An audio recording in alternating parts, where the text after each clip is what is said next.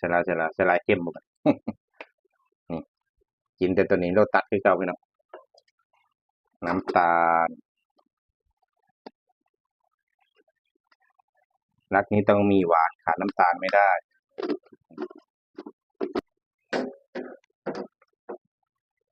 ผงนัวพี่น้องขาดผงนัวก็ได้นะ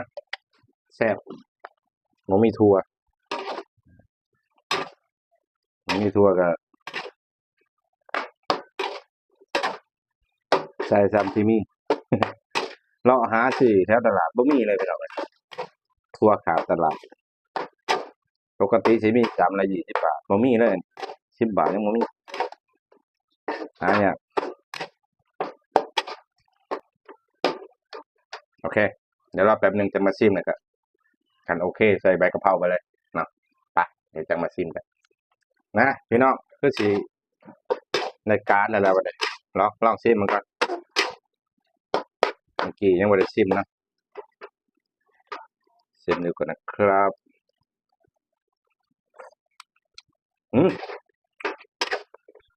อยากนัวแก่ๆนิดนึง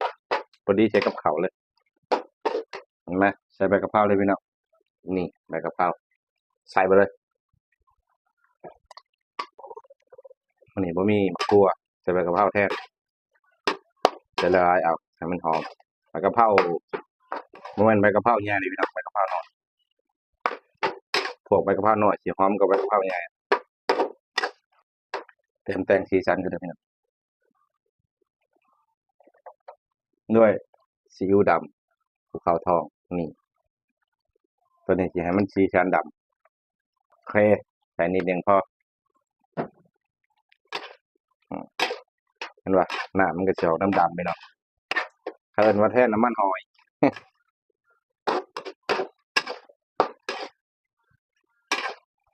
โอเคละอันนี้เสียไว้ทอดได้ไหมเนาะเดี๋ยวพัดไปแล้วล้างก่อนสิทอดให้เมียไปกินมื้ออื่นเช้าปะใส่ถ้วยเลยนี่แหละใส่ถ้วยนะพี่น้องเอ้ยนี่แซ่บๆน้ำกันเลยพี่น้องข้าวก็กำลังหุงอยู่พอดีแหละหุงข้าวแล้ว